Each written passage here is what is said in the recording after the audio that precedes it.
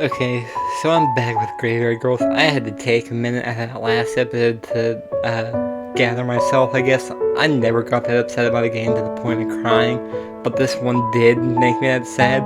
But it's still a great game nonetheless, and I couldn't help it continuing. So anyway, let's get back into it. Will you tell me what happened to you? Yes.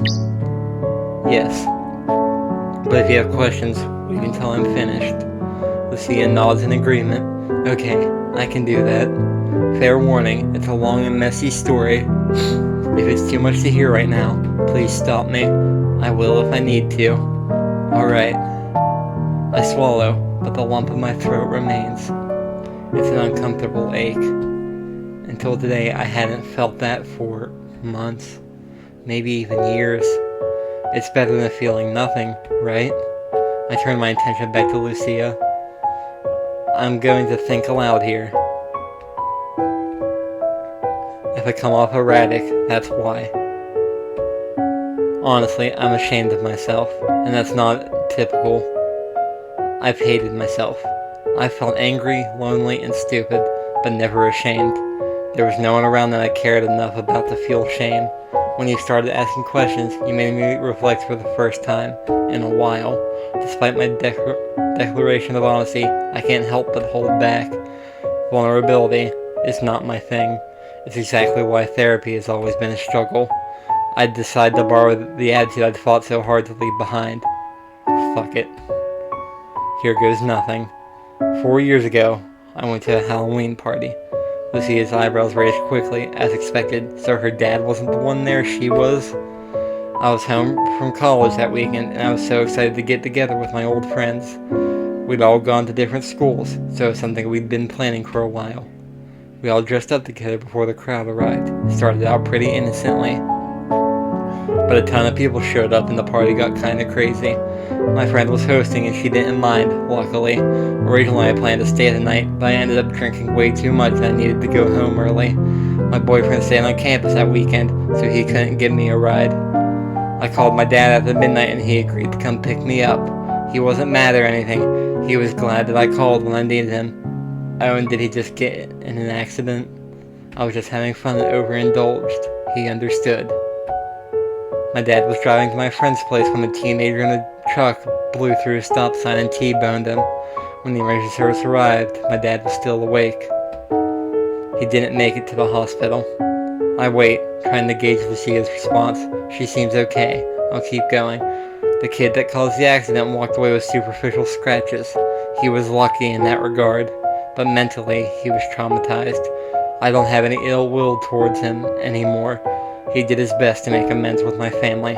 Honestly, I hope he can live a normal life. One mistake shouldn't haunt him forever. That's a hard mistake to get past, though, I'd assume. I never caused anything like that, but I'm assuming that'd be hard to get it past. After my dad died, things with my mom went downhill pretty quickly. I left school to stay home with her. It didn't feel right to leave her all alone. Things fizzled out with my boyfriend because of the distance, so I was dealing with my stuff too. I can kinda understand that. When I was moving to Kentucky for college, I was in a relationship at the time, and I didn't think it would work out because of the distance, so I ended that relationship. I tried to be there for my mom, but nothing worked. When I spoke with her, she made me feel like I didn't exist, and when I tried to tell her about my feelings, she shut me down. She treated suffering like a competition. She'd say that he was just my dad. She'd rant on about how we're meant to lose our parents, that he was her husband, and that her pain would never end. Lots of people lose their husbands before they, women usually live longer, so lots of times their husband dies first. Like, for example, my grandmother, this isn't about the grandfather I talked about before, but my other grandfather, when he passed away, my one grandmother's still living, and my grandma's mom outlived her husband, and my grandma's grandmother outlived her husband. It just happens that way. It tends to happen that way, that he was her husband, that her pain would never end. But it's still hard to lose a spouse, don't get me wrong. I'm just saying, usually women lose their husbands before men lose their wives from, like, old age or something. I barely recognized her. There was even a time when I thought she might kill herself. I didn't know what to do. I was practically still a teenager. I catch myself holding back, but pushed through. It was fucking scary. Lucia purses her lips and nods solemnly. Her eyes speak as sincere and "I'm so sorry" as she possibly can, but she stays true to her word and doesn't interrupt, sensing that my story isn't complete. Without much of an explanation, she suddenly went on a vacation and never really came back. She moved to the West Coast and got a fresh start. I grit my teeth, forcing myself to say what I'd only ever felt before. My mom said that I was always welcome to join her, but I know she only offered because she knew I'd refuse to move. She knew that I wouldn't follow her. Eventually, she ended up hating my dad. I think it was her way of coping. Their marriage wasn't perfect, but she clung to everything that was wrong. He was a shift worker, always rotating from days to nights. It meant that he didn't get to spend as much time with us as he would have liked, but it paid for my mom's lifestyle. She always had new clothes, a nice car, whatever she asked him for. I know he loved her. He used gifts to try to make up for his schedule. My mom doesn't seem to remember that side of him. I guess it's easier to hate someone rather than mourn them. This is just my opinion, but it's not a good way to, cope with something. Growing to hate someone because they passed or whatever isn't a good way for coping. That just makes it worse. She never fails to shit talk him when we're on the phone. In her eyes, her new boyfriend is perfect and my dad was human garbage. I can't stand to listen to her for too long, so I keep our calls short and spaced out. My therapist calls it creating boundaries. It feels like giving up, though, because in the end, my mom got what she wanted. My mom's goal is to get rid of me, and she won. Call it a mental breakdown, a midlife crisis, or whatever you want. There's something I've never been able to shake off, even years later. As I fight to utter them, the words try to escape me. They're unspeakable thoughts. Lucia looks at me, questioning, and I nod. Elle, you're safe with me. Please. You can say it. I exhale. Every day, I wake up and think I want to go home. But I can't. That part of my life, that door is locked. I shake my head, disagreeing with my statement. No, that's not it. I want to go home, but my mom burned the whole house down. When I think of that part of my life, it's like sifting through a pile of ashes. There's nothing left. I did stupid things, trying to numb the pain. I partied, slept around. I couldn't go a day without smoking. I was always reaching for painkillers too.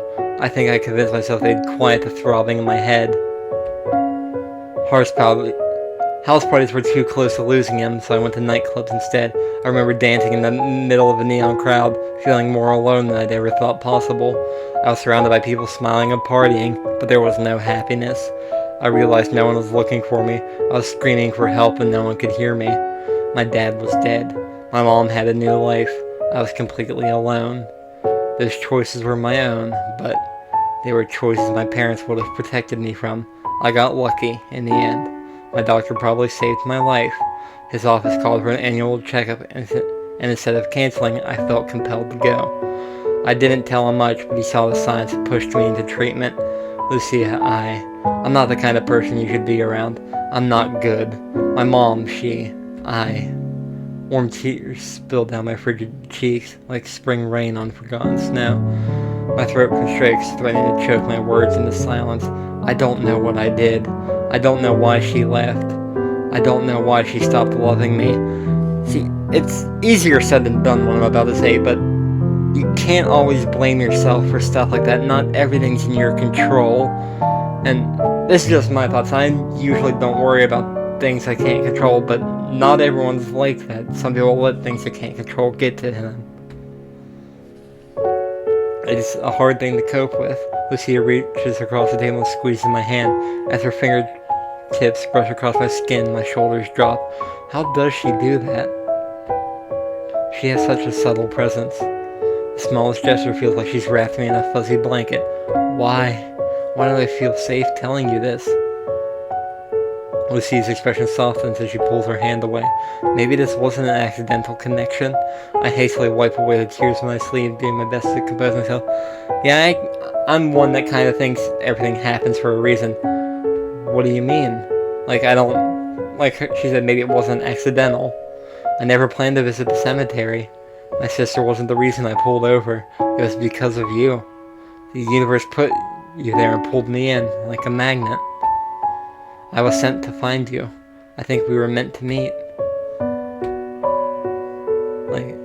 I don't believe in fate. Maybe you're right. See, I'm one that kind of believes in fate, so I want to say maybe you're right.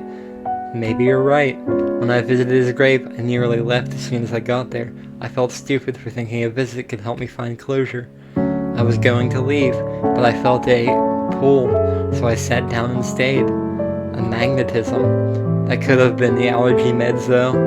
They're prescribed by my doctor for anxiety. I took more than I'm supposed to. Lucia stiffens. I know, it's wrong. I'm not perfect. I'm an idiot, honestly. I promise I won't do it again. But if I hadn't, we probably wouldn't have met. She nods sympathetically. That's something to talk to your doctor about, Al, or a mental health professional. Please be careful. Kate took her meds properly and it still had unexpected consequences. Make an appointment when you go home. I nod in agreement. See, I mean, that is a smart idea in cases like that. I will. Good. I'll hold you to it. She sticks out her tongue playfully. Book that and our next cheesecake date is on me. Another date? Maybe she is my type. She does seem into us. It's a deal. Great. Or maybe that's just because we're there for her. Also, I want to make a point. I don't think anxiety meds are why we met. I have to argue fate's case. I think there was a sign that we were meant to find each other. I just couldn't see it until now. What sign? The bouquet of blue roses for Kate. They weren't there during her burial. Someone dropped them off afterward. I don't follow. Well, the thing about blue roses is, they're not a typical flower to leave at a grave all on their own. Usually you have an arrangement with all kinds of accents. Roses weren't something Kate liked either, but there's a local tradition behind blue roses. Oh, so there actually was a meaning to them. No one really remembers this kind of stuff anymore, except for florists in the region. It's a lost tradition. What's the tradition? In folklore, children would leave a single blue flower at the grave of their father. Oh, really? Blue roses became particularly popular because they weren't naturally occurring. The gesture symbolizes peace and serenity, depending on who you ask. Yeah, see, that's the symbolism I read earlier about the color blue. Blue can symbolize peace. And peace and serenity are kind of synonyms. My grandfather always told me that leaving a blue rose would help a father's spirit move on. Otherwise, they'd cling to this world to watch over their children. It grants the deceased an acceptance of their passing and allows their children to grieve. That's an interesting way to look at things. I find, folklore and... I don't want to say myths, but folklore tales and stuff like that interesting. It, fascinates me that what people think like that. Like old wives' tales or whatever you call them. I'm certain that I was meant to find that rose. Your dad was meant to have it. Lucia's words at his graveside echo through my mind. I do have an idea if you want to leave him something meaningful, so that's what she meant. It seems like more of a coincidence than anything. Still, I'm left with questions. I do kind of believe in fate, so that does seem likely fate did something in that case. I don't get your meaning. Why do you think the rose was fateful? It seems like someone dropped them off after Kate's service, that's all. I think you're wrong. Fate put those roses there for a reason, regardless of who brought them. You were meant to take part in that tradition for him. I feel frustration ebb into my voice. Yeah, but why? Why? It was the question that always haunted me. Why did my dad have to die? Why did Mom leave? Why was everything familiar gone in an instant? Life can change in a flash like that. Life's just unpredictable. Lucia smiles with patience beyond her years as if she's waiting for my realization. Why? Because your dad doesn't need to worry about you being alone anymore. I'm here now. Oh, that's sweet. I fumble, racing to organize my thoughts. Do you really mean that? Elle, that rose was waiting for us. He deserves to be at peace. You're not alone anymore. I'm not going anywhere, if you want me around. My tears threaten to overflow, but I crane my neck backward to stop them. Deep breath in. Deep breath out. When I look back to her, I can only bear to whisper my answer. I want you to stay. Woo. I will. For the first time since my dad died, I feel a bond, a new connection. I don't want to lose her. You'll keep your promise, right? What did I promise? I grinned at her. Text me once you drop me off. Lucia reaches for her phone and begins to tap away at the screen. Is she texting me right now? She gasps suddenly. Oh shoot! We need to go soon. It's getting pretty late. If we stay much longer, you're going to miss your trick-or-treaters. You've got that date with your leftover candy, too. As much as I don't want to leave quite yet, I don't want to keep Lucia too late. We better go. I don't need kids taking my place. Yeah, that is a smart idea. Plus, I don't want you missing that party. I think I'll skip out. It's been an interesting day. Well, I hope you find the energy to go out. Halloween is my favorite holiday. See, I agree with her about that. It's probably my favorite holiday, too. Even though I can't do much for it. Well, in this case, I agree with both of them. Mine too. And don't worry, I'm going to send you pictures of my costume. Well, thank you. I'm sure you'll love them. I can't help but bite at my lip. Looking forward to it. I did pick a sexy costume. God, I forgot about that. Lucia waves towards the waitress. Can we get the bill, please? I'll get that right away. The waitress glances towards her untouched plates. I'm sorry, was there something wrong with your cheesecake? No. We're in a bit of a rush, that's all. Could we get takeout boxes, please? Of course. Yeah, that would be weird seeing like untouched plates. You'd think something was wrong with the food. Thanks for coming. Happy Halloween. With the bill paid, we crossed the street and head to Lucia's car. But yeah, then for a moment I forgot to take out boxes or everything. I was like, in my mind I was like, going to say, I hope they don't waste that food. I focus on getting Lucia directions to my neighborhood. I can't help but feel eager to get a box of Halloween decorations dusted off and onto my doorstep. I'm at number 235. Right here? Yeah, that's my place. Lucia pulls over and parks the car. As the engine switches off, I can't help but wonder what she's up to. I thought she just dropped me off. Let me walk you to your door. Ooh. You don't have to do that. She giggles softly. Of course I do. This place is crawling with monsters. I like the little spider thing up in the tree. Or in the pumpkins on the steps. Little superheroes, princes, and ghouls begin to trickle out into the streets, passing by houses without porch lights. I hurry up the steps and unlock my door. As I turn the key, I feel Lucia's eyes on my back. What, no goodbye? I stick out my tongue. Don't act so worried. I'm not ditching you just yet. I look back and pop the door open, hit the light switch, and watch as a dim orange glow flickers on. It looks like you get plenty of kids on the street. Oh yeah, I regularly have leftover candy. That's too bad, I would have liked to steal some. You're lucky then. Why's that? I have a stash just for myself, and I might be willing to share. Doesn't that mean you'd have to make plans to see me again? I guess so. That's nice of us. Lucia steps closer. I can smell the faint remnants of a pumpkin and espresso aroma swirling around her. Her gaze drifts downward from my eyes and traces my lips. I'd like that. Is she? Boo! And the rush of laughter echoes from across the street. A group of trick-or-treaters are trying to scare their friends. Lucia adjusts the strap of her purse, clearly flustered. I've been thinking about our next date. I can't help but smile when she says date. You have? Yep. Maybe we could go with something casual? Coffee wasn't casual? I meant the topics. I'd love to know what your favorite music is, or what your childhood pets were like. I'm going to answer these questions even though I'm not Elle. I like older music like 1950s, but I can basically listen to anything. The only thing I never got into was rap. In childhood pets, I mostly had dogs, but I had some cats here and there. I want to know more about you. My heartbeat quickens. I like where you're going with that. I can do simple, as long as you spill some details too. I want to hear all about your past.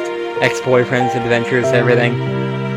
Lucia begins to fidget again, this time with her necklace. Well, you won't have to worry about boyfriends. She seems anxious about the admission. That's a relief. No competition. I try my best to make her laugh, but all I get is a grin. Worth it. Do you like horror movies? Love them. Yes. Although I'm more into ghost stories. Slashers aren't my thing. Alright. Did you want to come over tomorrow night? We can eat candy and watch a haunted house film. Her eyes light up. I'd love to. Great. It's a plan. Although I do have one question for you. What is it? Should I expect flowers? Always. I guess I'd better buy a vase. Don't be silly. I can bring one. Lucia reaches into her purse and taps at her phone. It's getting late. I think I should head home. There is something else I wanted to say before you go. Okay. It's that if you do change your mind about us seeing each other again, it's okay. Why do you say that? because meeting you was a blessing either way. You made me see myself so clearly. I used to think that I'd never made a step forward, that my grief hadn't changed. Today, you were a mirror into my past. I could finally see that I've been doing whatever I needed to. I'm growing. So, blue roses and fade aside, you lost your sister this week. I'd rather you lean on me and not the other way around. I also want you to take as much time as you need before we see each other again. If you wake up tomorrow and can't get out of bed, that's natural. I'm not in a rush. I'll wait for when you're ready to spend time together. Put yourself first. Lucia nods. Thank you for saying that. But just so you know, you can't get out of our date that easy. I expect chocolate bars and lollipops tomorrow night or you're in big trouble. Good to know. I'll be ready. Lucia bites at her bottom lip absent-mindedly. I'm glad that I found you today. I can't wait to get to know you better. Lucia inches closer to me. I do kind of want to see them get together, so hopefully things work out. Good night, Elle. Oh, they end with a hug. Oh. Lucia wraps her arms around me in a warm embrace. I kept mentioning lips earlier, so I thought I was going to go for a kiss, but that would be kind of fast, since this is our first meeting today. I think you're an amazing person. Thank you for today. Oh, they're crying. That's sad. I smile. No, thank you. I'm glad that you found me, Lucia. I squeeze her tight. Good night. Is that the end? I feel like that's the end. Yep, it was. Graveyard Girls. Are there credits? It's Delphinium Interactive. If there are, I'm going to let them roll and not talk through them.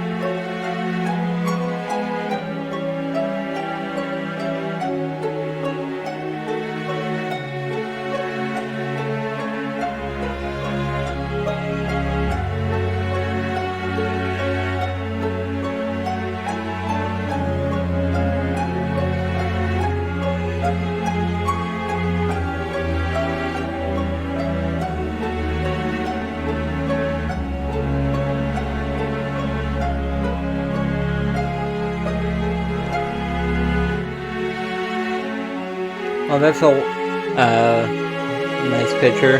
Golden morning light trickles across my windowsill. What a beautiful sunrise.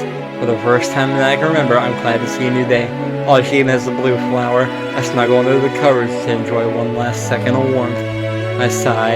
Instead of angry words, anxious dreams, or dark cravings, there's only one thing on my mind. One person. I imagine her in the room with me. What would that be like? Maybe I'd make her pancakes? We could sit down for breakfast and chat the morning away. That does sound nice. I bet she'd love a coffee. The fancy warmth of forgotten ice in my heart. Despite being alone, I want to say it. Good morning, Lucia. I'll see you soon. It's a promise to myself, one I intend to keep. That's a nice ending.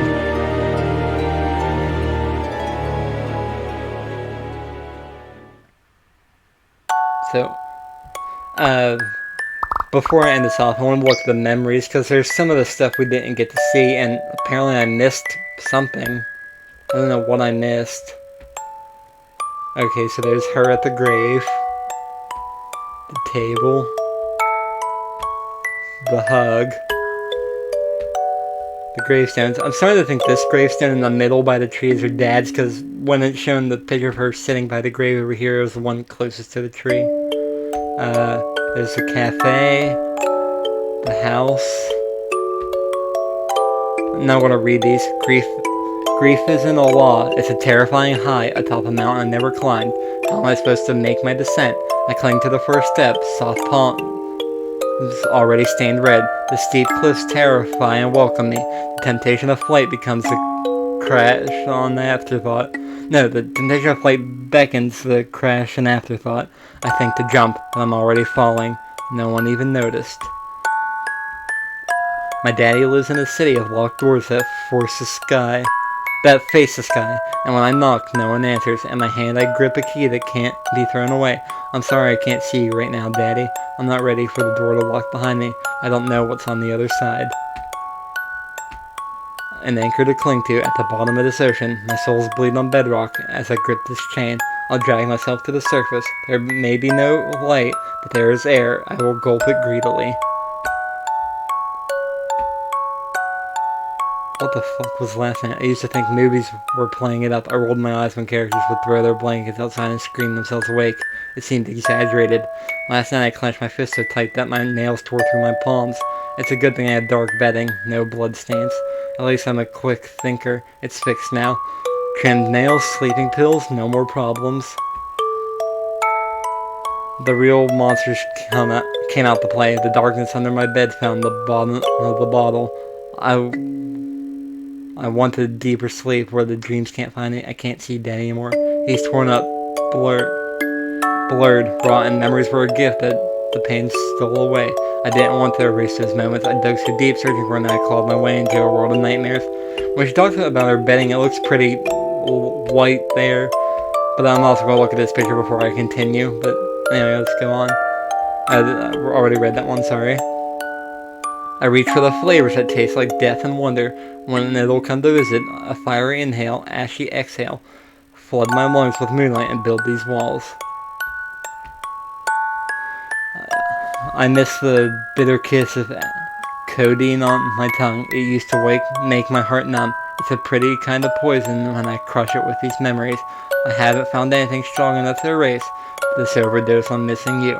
I don't want to wish you away, but I can't stand to remember. Midnight hasn't blurred these ghosts. You can't be forgotten, but the stronger sheets can hide me away for a while. I'm the only one that knows I'm here. I shut my eyes to pull him closer. Exhale, I will hold him soon until I let him go, which he crossed out. Does he know that I'm shackled to a lonely stone that raised the wall between life and death? And that's all of them, because I don't have this one, whatever it was, but that's all the time I have for this part, because it's the end. So it was a great game, and I'm not going to make another video about it. I'm going to try to get that last thing in my free time. But anyway, goodbye for now.